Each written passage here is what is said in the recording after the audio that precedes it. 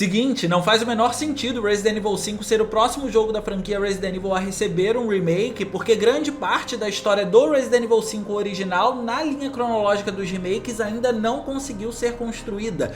O core, a base de fundamento da narrativa de Resident Evil 5 ainda não conseguiu ser instituída na linha cronológica dos remakes. E sim, isso está totalmente atrelado à aparição e à presença do Wesker no jogo todo enquanto um vilão. Por isso que o próximo remake precisa ser essencialmente do Resident Evil Code Veronica, porque é ele que estabelece uma base sólida para o Wesker poder aparecer em Resident Evil 5 e diversos outros eventos da franquia Resident Evil fazerem sentido e poderem acontecer. Claro que nesse momento a gente faz logo uma associação direta à rivalidade que existe entre o Chris e o Wesker, porque essa rivalidade ela conseguiu nascer de fato no Resident Evil Code Veronica e acabou se estendendo pro Resident Evil 5, sendo um dos principais pontos chaves para o jogo poder se desencadear e acontecer e ser finalizado no final das contas. E de fato essa rivalidade é muito importante. Mas quando a gente traz o Wesker para a trama do Resident Evil 5 e entende o que acontece com ele no Resident Evil Code Veronica, o que aquele jogo faz com aquele personagem, mesmo com ele aparecendo tão pouco,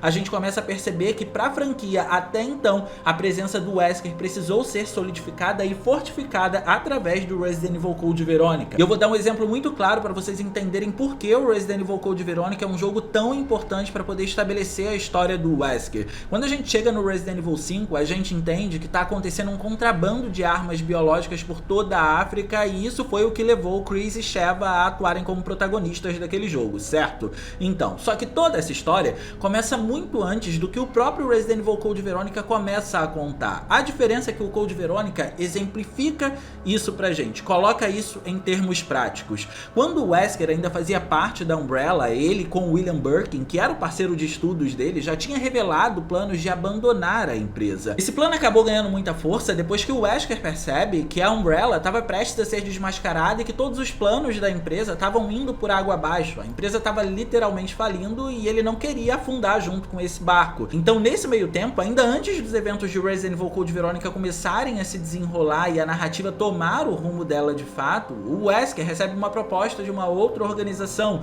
e essa organização basicamente estava fazendo coleta de armas biológicas, o que seria o papel perfeito para ele, porque no final das contas ele era um pesquisador da Umbrella também e estava dentro da empresa. Só que ele precisava sair da empresa antes de fazer esse tipo de movimento. Então tudo foi orquestrado para ele conseguir fazer isso e no final das contas deu muito certo. O que o Wesker fez foi pegar uma amostra do T-Vírus com o William Birkin e esse T-Vírus teria basicamente o papel de reanimar as células de Wesker, além de dar habilidades sobre-humanas dele, mesmo que, por exemplo, ele recebesse um ferimento muito grave. Quando ele foi convocado para poder fazer a missão com os Stars, atrair os Stars para a mansão Spencer, ele sabia da gravidade daquela missão, até porque a Umbrella estava por um fio, a Umbrella estava prestes a ser descoberta. Depois que ele recebe o golpe do Tyrant no final do primeiro jogo, ele já estava com a vacina injetada nele, ele já tinha recebido o T-Vírus no corpo dele. Dali então o corpo dele é reanimado e ele consegue fugir da mansão Spencer pouco tempo antes dela explodir, porque as habilidades do T-Vírus já estavam no corpo dele.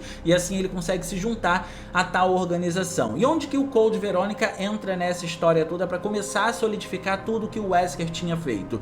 Esse daqui é o jogo em que a gente vê o Wesker atuando com as habilidades dele de fato. No Resident Evil 1 e no Resident Evil Remake, a gente não tinha visto isso acontecer porque até então ele tinha sido dado como morto. Ele volta a aparecer no Code Veronica. Dali em diante, além da gente conseguir ver todas essas habilidades, a gente começa a entender um pouco mais do papel do Wesker dentro dessa organização, coletando armas biológicas, porque no Resident Evil Code Veronica, o que ele queria nada mais era do que o T-Veronica, que é o principal vírus que atua naquele jogo. Mas ele vai conseguir quando ele tem contato com o Steven perto do final do jogo, uma coisa que não é mostrada pra gente logo de cara, a gente vai descobrindo eventualmente com outros jogos da franquia, mas a gente vê que existe uma explicação para ele conseguir o T-Veronica ali. E é aí que a gente entende a importância do Resident Evil Code Veronica, porque diversas ramificações começam a acontecer a partir daqui, inclusive para diversos outros jogos, não necessariamente apenas para o Resident Evil 5. As habilidades do Wesker, por exemplo, elas começaram a aparecer aqui,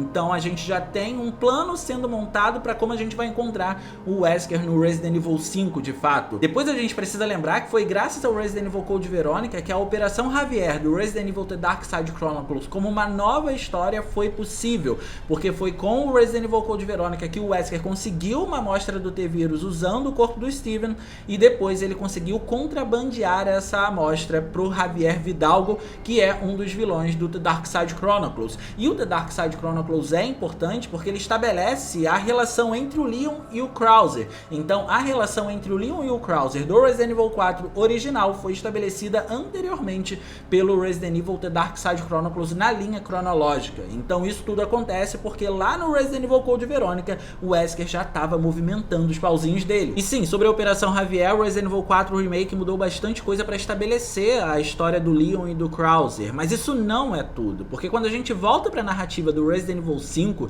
a gente precisa lembrar que tudo começou a acontecer por conta de um contrabando.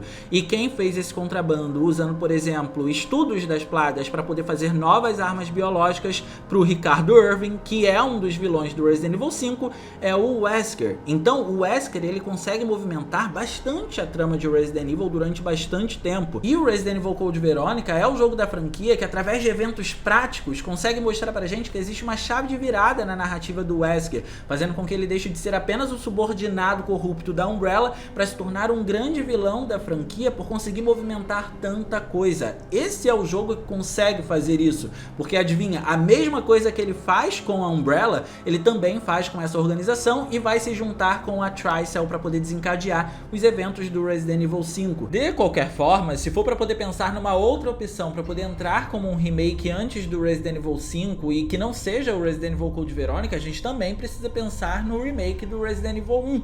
Refazer um remake não tem sido mais uma grande novidade. Outros jogos já estão adotando esse tipo de mecanismo para poder trabalhar em cima da indústria, e sabendo que a Capcom gosta de fazer dinheiro e que o Resident Evil 1 Remake é um jogo importante em termos de narrativa até para o desenvolvimento do Wesker, não seria impossível disso acontecer. Mas é que se a gente for pensar assim pela história do Resident Evil 1 Remake, para ele poder construir a narrativa do Wesker e pegar todas as nuances, a gente também precisa pensar no Resident Evil 0, porque tudo começou a acontecer lá, até mesmo pro Wesker. Quando a gente começa a lembrar do Resident Evil 0, por exemplo, a gente começa a lembrar também que foi nesse jogo que houve uma solidificação da parceria, ou suposta parceria, que existia entre o William Birkin e o Wesker. Foi lá que a gente conseguiu ver esse contato entre esses dois caras da Umbrella. Então, para poder pensar no Resident Evil 1 Remake, a gente precisa pensar também no Resident Evil 0. E aí eu acho que é muito mais uma questão de raciocinar sobre, de pensar sobre. Será que a Capcom teria essa disposição de fazer o remake do 1 e do 0 para depois trazer o remake do Resident Evil Code Veronica